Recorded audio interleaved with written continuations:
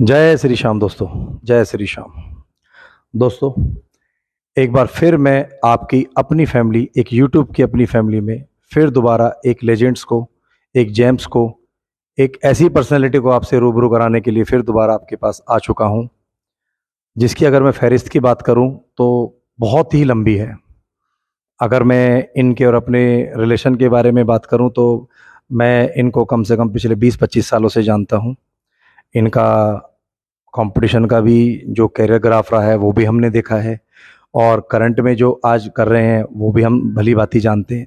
बाकी तो ज़्यादातर लोग फिल्म में देख के समझ ही गए होंगे कि मैं आज कहाँ और किसके पास आया हुआ हूँ। क्योंकि अगर मैं अपने चैनल की बात करूं या अपनी मुहिम की बात करूं तो जैसे कि मेरे चैनल का नाम है @Legends Never Die by Rajesh. तो दोस्तों, मेरी मुहिम सिर्फ यही है कि मैं आप लोगों के बीच में हर बार एक कोशिश करता हूं कि एक जेम्स को, एक लेजेंड को ढूंढ कर आप लोगों के बीच में उनको पेश करूं, और उनकी कहानी और उनकी जुबानी आप लोगों को पता चले कि वो लेजेंडरी कैसे हैं और लेजेंड लायक हैं और किस लेवल पे लेजेंड हैं। ये आप लोगों को मेरी जुबानी पता चलती है। तो मैं अगर इनसे रूबरू कराने से पहले अगर मैं इनके कैरियर ग्राफ के बारे में भी बताऊं, वो भी बहुत ही ज़्यादा लंबा है, जिसको सिर्फ हमने बेसिक ही मैं आपको बता सकता हूं। तो और ज़्यादा चीज़ों को अगर मैं वैसे भी करें, सोशल भी करें, या अगर मैं प्रोफेशनली भी बात करूं, तो ये एक बहुत जानी मानी एक शख्सियत है। और ज़्यादा समय ना लेते हुए मैं आप लोगों के बीच में रूबरू कराने के लिए इनवाइट करता हूं नेपाल सिंह जी को। नमस्कार जी। नमस्ते भाई राजेश, कैसे हो? तो दोस्तों, आज मेरे पास आए हैं हमारे बहुत ही सीनियर एथलीट और बहुत ही लेजेंड हैं ये भी, और ये हमारे साथ बचपन से ही है, ये लगा लो, क्योंकि खेल हमारा बचपन में शुरू हो गया था। तो ये हमारा शौक था एक मसल बॉडी बिल्डिंग का, कि हम भी अपनी अच्छी बॉडी बनाएंगे, और ये कब प्रोफेशन बन गया और कब प्रोफेशनल हो गए हम, ये इस समय बस बीतता चला गया। और मैं बताना चाहूँगा, अभी राजेश भाई ने मेरा नाम बताया है, नेपाल सिंह मेरा नाम है, और मैं पिछले 25-26 साल से बॉडी बिल्डिंग में हूँ, और उससे पहले 8-10 साल मैंने जूडो भी किया है। जूडो में भी मैं ब्लैक बेल्ट रहा हूँ। तो बाकी जो राजेश भाई हैं, जो मुझसे पूछेंगे मेरी लाइफ के बारे में, मैं उसका आज जवाब दूंगा। थैंक यू भाई जी। तो दोस्तों, जैसा कि नेपाल भाई ने बताया, और अगर मैं इनके कैरियर के ग्राफ के बारे में आप लोगों से बात करूं या आप लोगों से शेयर करूं, तो इनका जो कैरियर ग्राफ है वो इन्होंने बॉडी बिल्डिंग से ना करके इन्होंने जूडो से स्टार्ट किया था। इन्होंने पहली बार, अगर मैं जिम की बात करूं तो 1989 में इन्होंने जिम जाना शुरू किया था, वो भी जूडो कराटे के प्रशिक्षण को लेने के लिए। इन्होंने 1 साल की कड़ी मेहनत करने के बाद 1990 में इंटर स्टेट चैंपियनशिप खेली। वहां पर इन्होंने सिल्वर मेडल प्राप्त किया, पहले ही कंपटीशन में, जो कि जूडो में था।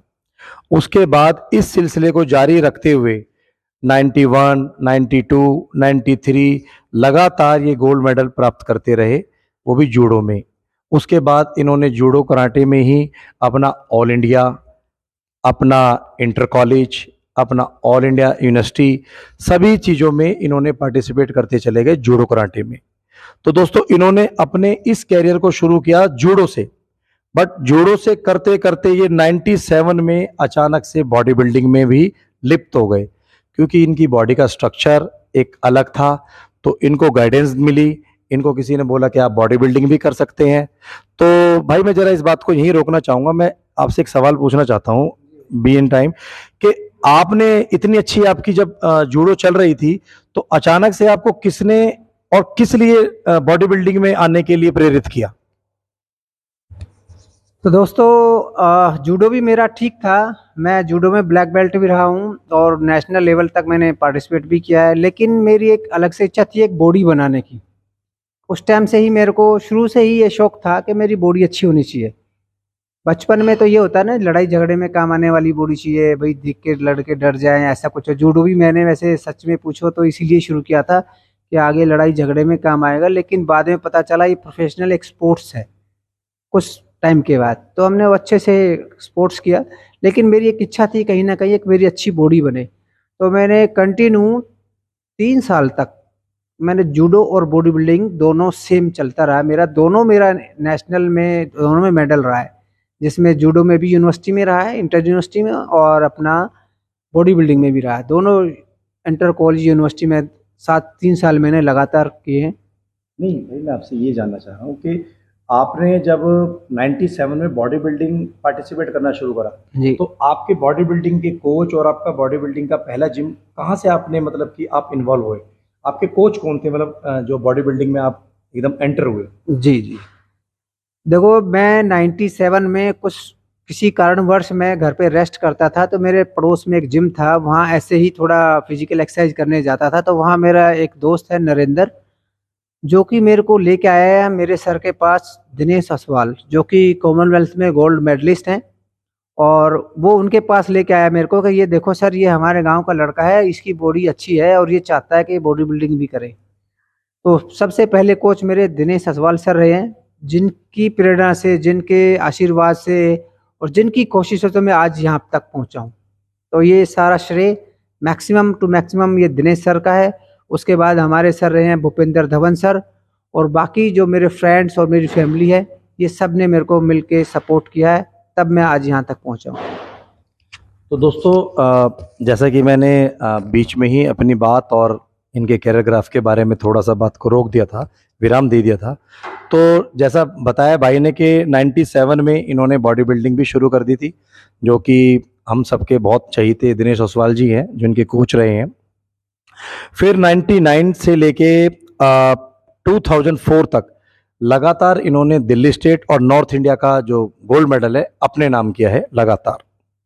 2004 में फेडरेशन में भी इनका गोल्ड मेडल रहा है।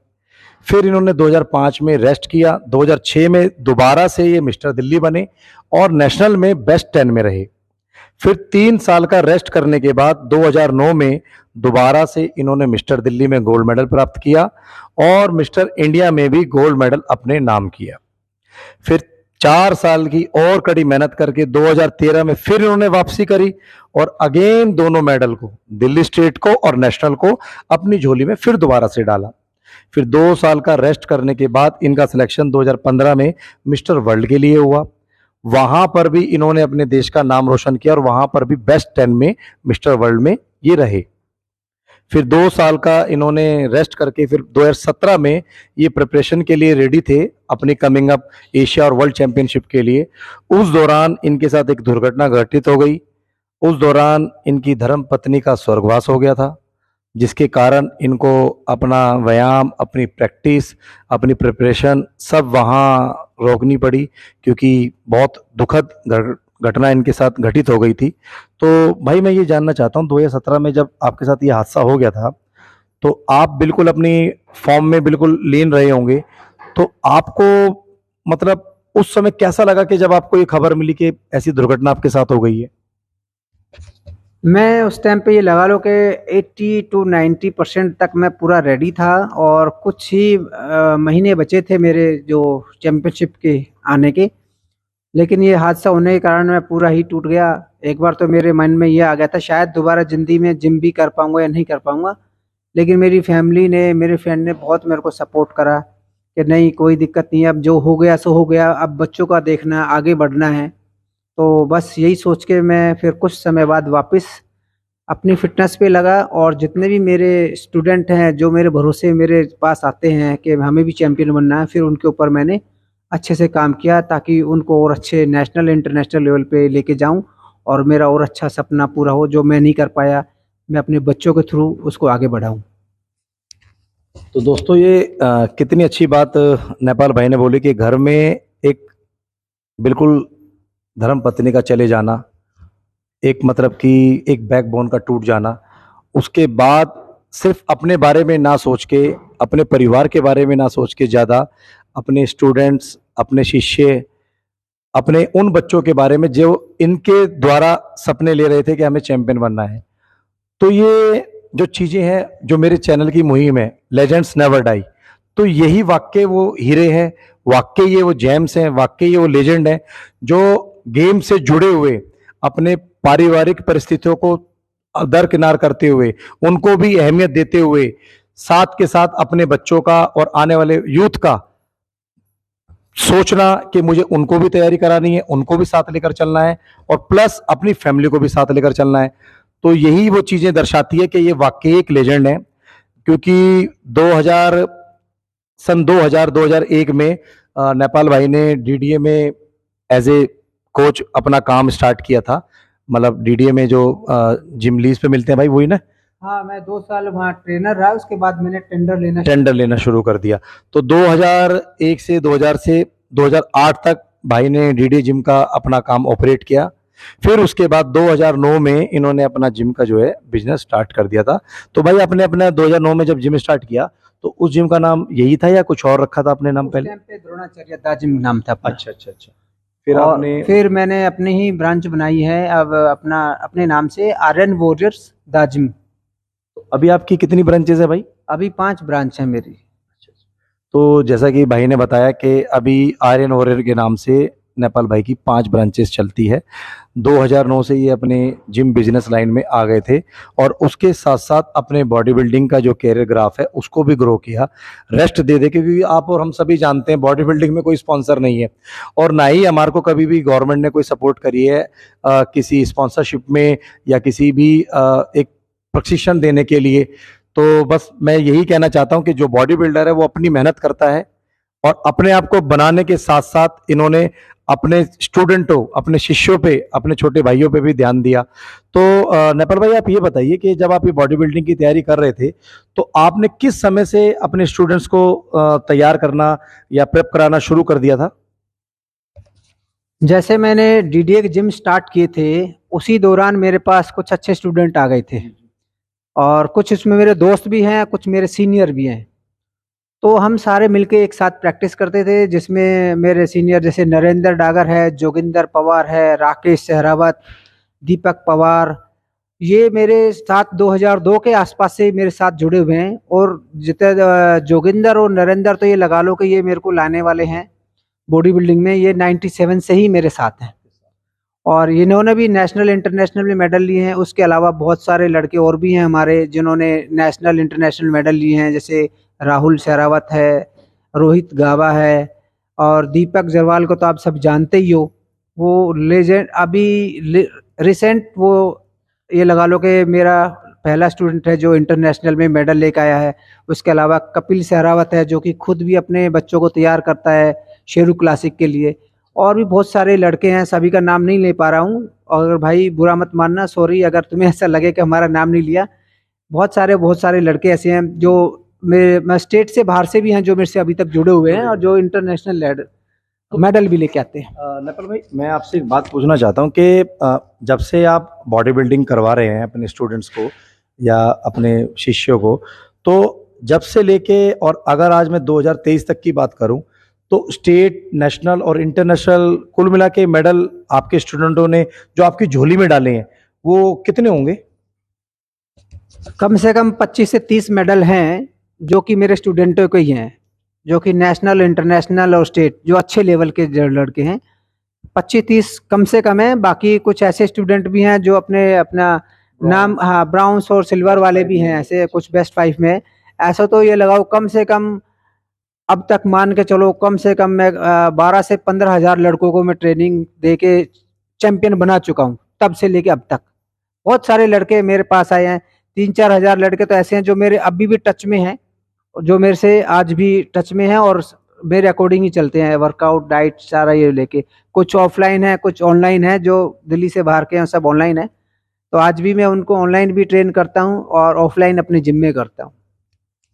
नेपाल भाई मेरे दोस्तों को आप ये बताइए कि अगर कोई जैसे प्रोफेशनल आपके पास तैयारी करने के लिए आता है या कोई न्यू कमर बच्चा आपके पास तैयारी करने के लिए आता है, तो आप उन दोनों प्लेयरों को किस तरीके से अपनी कोचिंग का ज्ञान देते हैं?